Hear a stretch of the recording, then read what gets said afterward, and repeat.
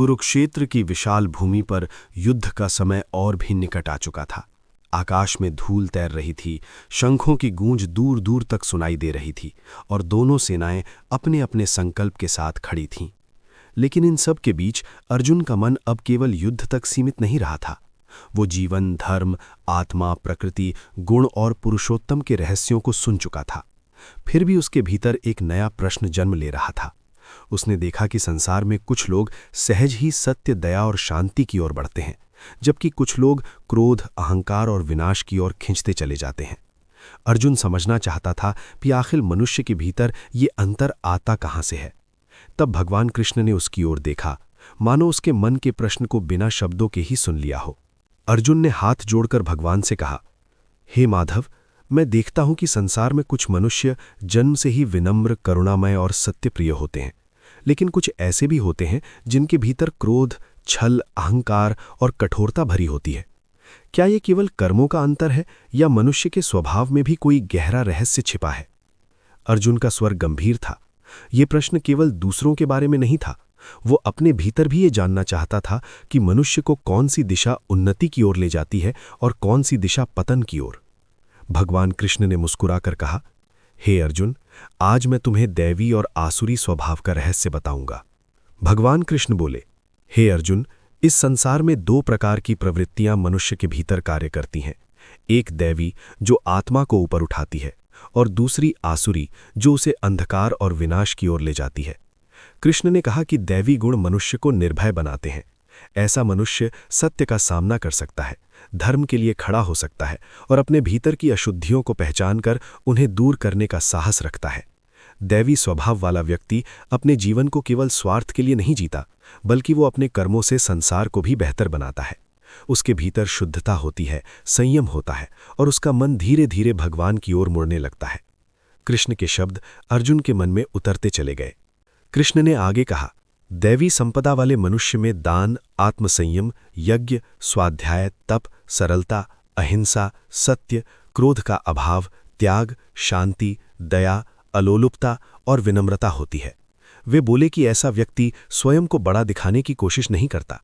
वो अपने ज्ञान का प्रदर्शन नहीं करता, बल्कि अपने आचरण से प्रकाश फैलाता है। उसका जीवन संतुलित होता है।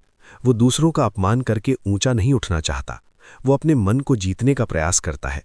दैवी स्वभाव का मनुष्य किसी को डराता नहीं और ना ही किसी से द्वेष रखता है।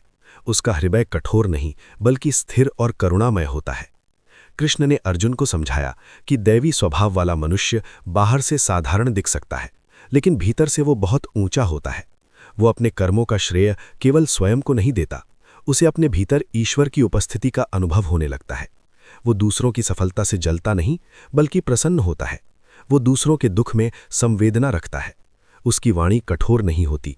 वो सत्य बोलता है, लेकिन ऐसा सत्य जो किसी को तोड़े नहीं, बल्कि जागृत करे। ऐसा व्यक्ति धीरे धीरे संसार के बंधनों से हल्का होने लगता है। इसके बाद भगवान कृष्ण का स्वर गंभीर हो गया। उन्होंने कहा, हे अर्जुन, अब आसुरी स्वभाव को सुनो। आसुरी संपदा वाले मनुष्य में दंभ, घमंड, अभिमान, क्रोध, कठोरता और अज्ञान होता है। ऐसा मनुष्य स्वयं को ही सब कुछ मानता है। वो धर्म को बंधन समझता है और संयम को कमजोरी। उसे अपने सुख के अलावा कुछ दिखाई नहीं देता। वो दूसरों के हृदय को चोट पहुंचाकर भी पीछे नहीं हटता। उसका मन कभी शांत नहीं रहता, क्योंकि उसके भीतर इच्छाओं का तूफान चलता रहता है। कृष्ण बोले, आसुरी प्रवृत्ति वाला व्यक्ति कहता है, संसार बिना सत्य के है, बिना आधार के है, बिना ईश्वर के है। वो मानता है कि सब कुछ केवल भोग के लिए है। उसके लिए धर्म, करुणा, मर्यादा और सत्य का कोई मूल्य नहीं होता। वो सोचता है कि जिसे शक्ति मिली है वही सही है। ऐसे व्यक्ति का मन कभी तृप्त नहीं होता। वो धन चाहता है, फिर अधिक धन चाहता है, फिर और अधिक अधिकार चाहता है। उसकी इच्छाएं बुझती नहीं, बल्कि हर पूर्ति के बाद और भड़क उठती हैं। ये अंतहीन प्यास ही उसे भीतर से खोखला करती जाती है। भगवान ने कहा, आसुरी स्वभाव वाला मनुष्य अनेक इच्छाओं की जाल में फंस जाता है। वो सोचता है, आज मैंने इतना पाया, कल और पाऊंगा। ये शत्रु मेरे द्वारा नष्ट हुआ, अगले को भी मैं पराजित कर दूंगा। मैं ही शक्तिशाली हूं, मैं ही सफल हूं, मैं ही श्रेष्ठ हूं। ऐसी सोच धीरे धीरे उसके विवेक को नष्ट कर देती है। वो दूसरों को केवल साधन मानता है, मनुष्य नहीं। उसके लिए हर संबंध का मूल्य स्वार्थ से तय होता है। यही मनुष्य को आसुरी मार्ग की ओर खींचता है। कृष्ण ने आगे कहा, जब इच्छाएं पूरी नहीं होती तो उनसे क्रोध जन्म लेता है। आसुरी स्वभाव वाला मनुष्य अपने क्रोध को धर्म समझ बैठता है। वो कठोर वाणी बोलता है, अपमान करता है और दूसरों को नीचा दिखाकर स्वयं को ऊंचा मानता है। लेकिन उसका ये ऊंचापन वास्तविक नहीं होता। वो भीतर से भयभीत रहता है। हारने का भय, छिन जाने का भय और अपने झूठ के खुल जाने का भय। इसीलिए उसका क्रोध और भी बढ़ता जाता है। क्रोध उसके विवेक को ढक लेता है और फिर वो विनाश की ओर बढ़ता है।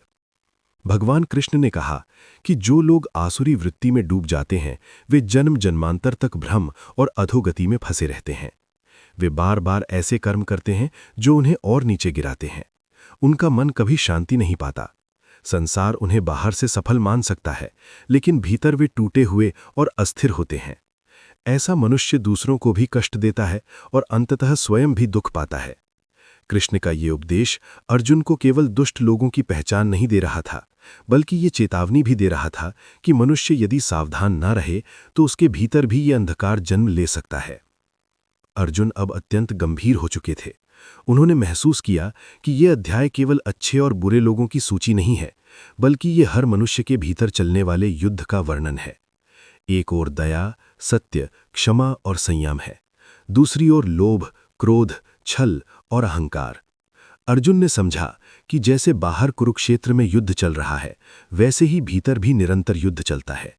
उन्होंने भगवान की ओर देखा, मानो पूछना चाहते हो, हे प्रभु, इस भीतरी युद्ध में जीत कैसे मिले? भगवान कृष्ण बोले, हे अर्जुन, नरक के 3 मुख्य द्वार हैं, काम, क्रोध और लोभ। उन्होंने कहा कि ये तीनों मिलकर मनुष्य की बुद्धि को हर लेते हैं। काम मनुष्य को असंतोष में रखता है, क्रोध उसे अंधा कर देता है और लोभ उसे कभी विश्राम नहीं लेने देता।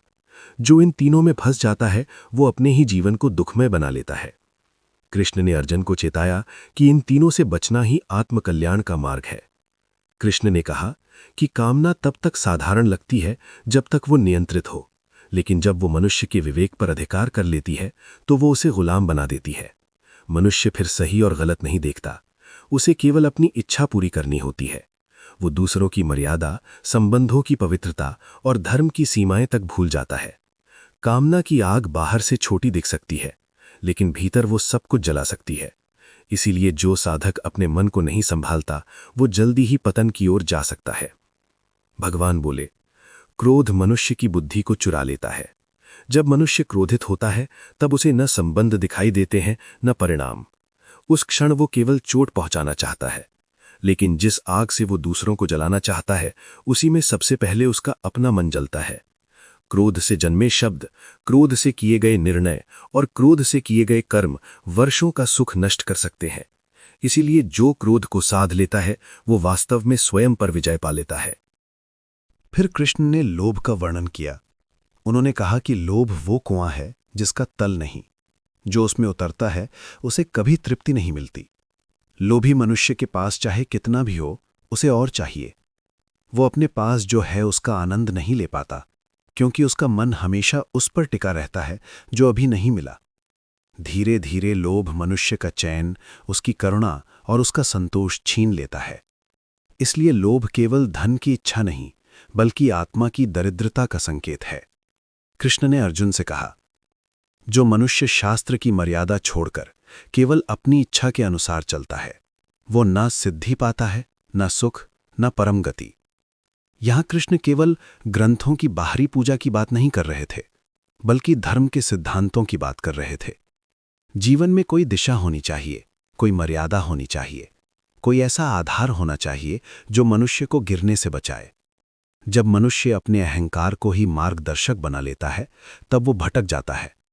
शास्त्र, गुरु, विवेक और सत्य, ये सब मनुष्य के लिए दीपक की तरह हैं। भगवान ने कहा, इसलिए हे अर्जुन, मनुष्य को चाहिए कि वो दैवी गुणों को अपने भीतर जागृत करे। कृष्ण ने उसे समझाया कि ये परिवर्तन एक ही दिन में नहीं होता। मनुष्य हर दिन थोड़ा थोड़ा सत्य चुनता है, थोड़ा थोड़ा संयम चुनता है, थोड़ा थोड़ा करुणा चुनता है, और इसी से उसका स्वभाव बदलने लगता है। दैवी जीवन किसी चमत्कार से नहीं बनता, वो सतत सजगता से बनता है। जो अपने भीतर झांकने का साहस करता है, वही अपने अंधकार को प्रकाश में बदल सकता है। अर्जुन के चेहरे पर अब पहले जैसी उलझन नहीं थी। उन्हें समझ आ रहा था कि मनुष्य का असली युद्ध बाहर के शत्रु से पहले भीतर के दोषों से है। अगर काम, क्रोध, लोभ, अहंकार और दंभ को न जीता जाए तो बाहरी विजय भी अधूरी है। उन्होंने भगवान के वचनों को अपने हृदय में धारण किया। अब वो केवल युद्ध जीतने के लिए नहीं, बल्कि धर्म के पक्ष में खड़े होने के लिए तैयार हो रहे थे। कुरुक्षेत्र अब उनके लिए केवल रणभूमि नहीं रहा, बल्कि आत्मा की परीक्षा का स्थान बन गया था। ये अध्याय संसार को दो भागों में बांटने के लिए नहीं है। ये हमें ये दिखाने के लिए है कि हर मनुष्य के भीतर दैवी और आसुरी दोनों बीज मौजूद होते हैं। जिस बीज को हम अपने विचारों, कर्मों और संगति से सींचते हैं, वही बढ़ने लगता है। यदि हम सत्य, करुणा, विनम्रता और संयम को अपनाएं, तो भीतर का देवत्व जाग उठता है। लेकिन यदि हम अहंकार, वासना, क्रोध और लोभ को बढ़ाएं, तो भीतर का अंधकार हमें ही घेर लेता है। भगवान कृष्ण का यही संदेश है। मनुष्य अपने स्वभाव को बदल सकता है यदि वो जागरूक हो जाए। कुरुक्षेत्र की हवा अब भी बह रही थी, सेनाएं अब भी खड़ी थीं, युद्ध अब भी होना था। लेकिन अर्जुन के भीतर कुछ बदल चुका था। भगवान कृष्ण ने उसे बता दिया था कि धर्म केवल बाहरी कर्म नहीं, बल्कि भीतर की दिशा है। दैवी संपदा मनुष्य को मुक्त करती है, आसुरी संपदा उसे बांधती है। और जो मनुष्य विवेक, भक्ति और संयम के साथ जीवन जीता है, वही वास्तव में भगवान के मार्ग पर चलता है। अर्जुन ने हाथ जोड़कर भगवान को प्रणाम किया और उनके हृदय में एक नई स्पष्टता जन्म ले चुकी थी।